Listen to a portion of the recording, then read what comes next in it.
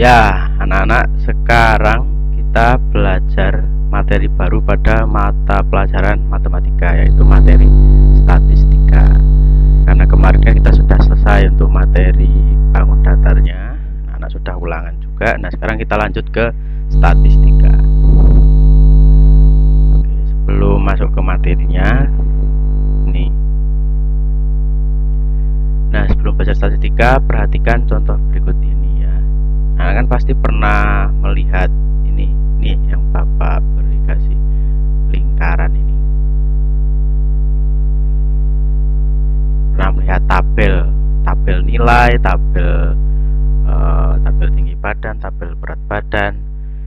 Nah, di situ kan biasanya di atas ini ada kayak penjelasannya. Kalau di sini tabel ini terdiri dari ada nomor, nilai, dan jumlah siswa. Kemudian nomor ya diurut dari nomor 1, 2, 3, 4, 5, atau mungkin biasa juga diisi dengan nama siswa atau apa. Kemudian di sini nilai 70, 75, 80, 85, 90. Nah, ini jumlah siswa ini maksudnya adalah jumlah siswa yang memperoleh nilai 70. Nah, jumlah siswa yang memperoleh nilai 70 itu ada 4 orang.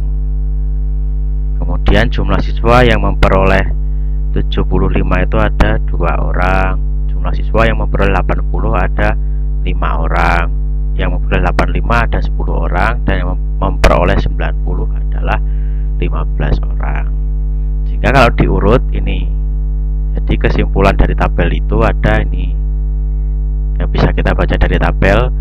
Ada 4 siswa yang memperoleh nilai 70. Kemudian ada 2 siswa yang memperoleh nilai 75.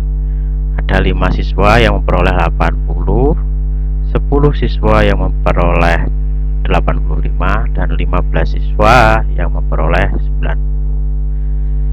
Nah, cara membaca kemudian tabel ini kita bisa ketahui dengan belajar statistika, karena ini adalah cara-cara tadi itu menerapkan ilmu-ilmu statistika.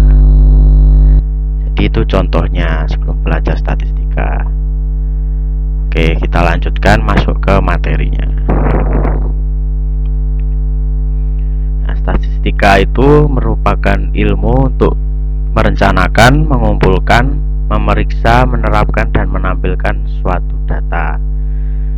Nah, saat ini anak-anak tidak akan belajar tentang anak-anak akan belajar hanya tentang mengumpulkan, kemudian memeriksa dan menampilkan data, tidak sampai merencanakan kemudian menerapkan. Jadi belum sampai itu, karena itu nanti akan anak-anak pelajari di tingkatan pendidikan yang lebih tinggi, bisa SMP, SMA, dan kuliah. Oke, nah tadi kan sebelumnya statistika ilmu merencanakan, mengumpulkan, memeriksa, menerapkan, dan menampilkan suatu data. Nah, data itu apa sih maksudnya data itu? Jadi data itu kumpulan informasi yang diperoleh saat melakukan pengamatan. Contohnya misal anak-anak melakukan pengamatan tinggi badan dari teman-teman di kelas 4B. Ada anak yang tingginya mungkin 152, ada yang tingginya 136 cm, ada yang tingginya 142 cm.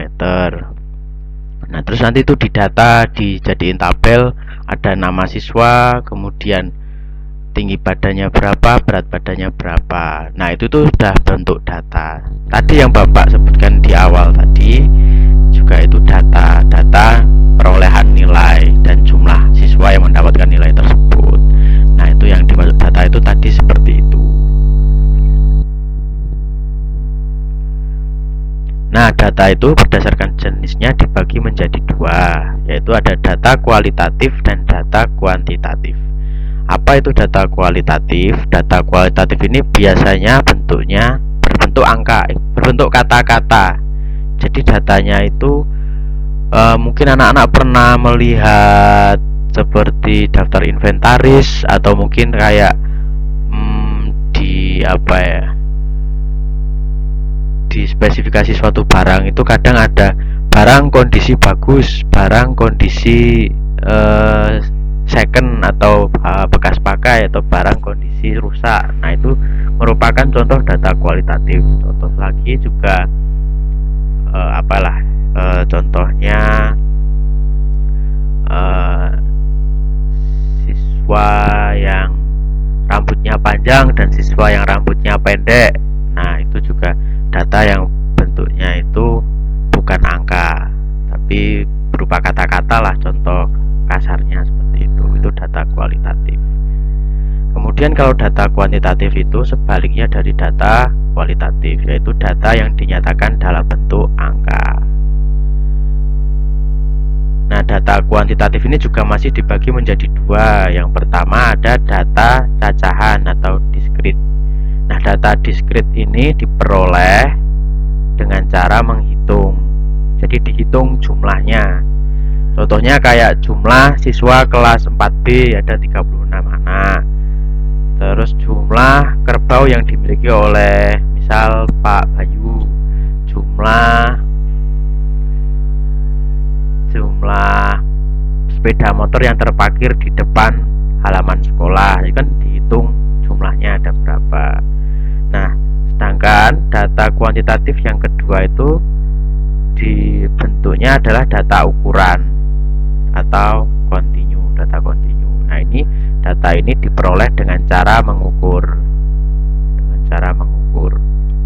Contoh, tinggi badan siswa, berat badan siswa, berat hasil panen, kemudian berat literan minyak, berat literan air.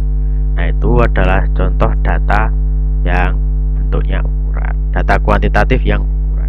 Jadi data itu ada dua ya, data kualitatif dan data kuantitatif. Data kualitatif adalah data yang bentuknya berupa kata-kata, sedangkan data kuantitatif itu adalah data yang dinyatakan dalam bentuk angka. Data kuantitatif ada dua, ada data cacahan dan data ukuran. Kalau data cacahan itu caranya diperoleh dengan cara menghitung. Contohnya seperti data banyak ternak yang dimiliki petani, kemudian data jumlah motor yang terparkir di depan halaman sekolah, dan lain-lain. Sedangkan data ukuran itu data yang diperoleh dengan cara mengukur dengan alat ukur. Caranya data itu diperoleh kayak timbangan, meteran, seperti itu. Oke, Bapak lanjutkan.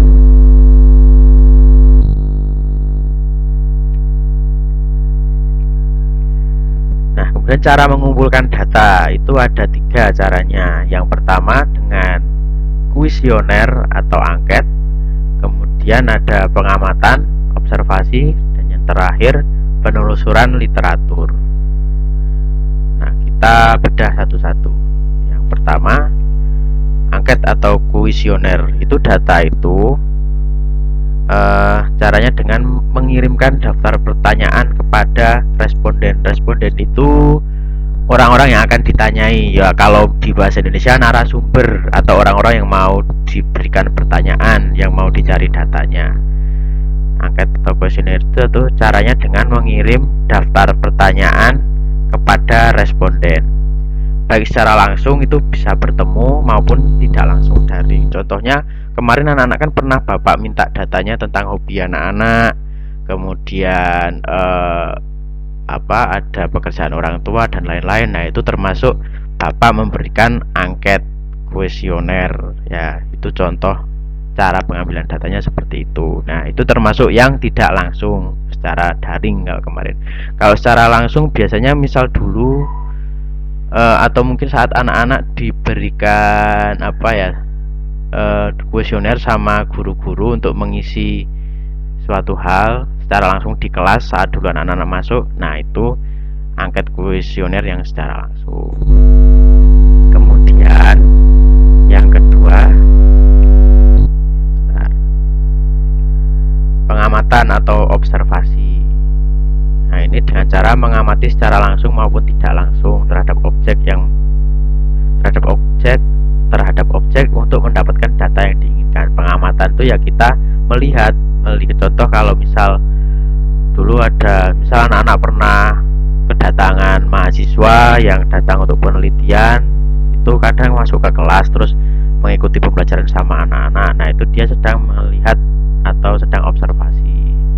Kemudian mungkin kalau kita sedang melakukan pengamatan ini eksperimen pertumbuhan kecambah. Nah itu kita sedang melakukan observasi juga. Kemudian kita juga bisa mencari contoh yang berupa pengamatan itu, semisal pengamatan pada ini lama lampu merah di setiap perempatan jalan. Itu juga kalau misal kita mengamati terus kita mendapatkan data berapa lamanya lampu merah di situ, nah itu kita sedang melakukan kegiatan observasi atau pengamatan. Kemudian yang terakhir wawancara, atau tadi yang bisa kita sebut dengan penelusuran literatur itu yang ini. Nah itu kata lainnya adalah wawancara.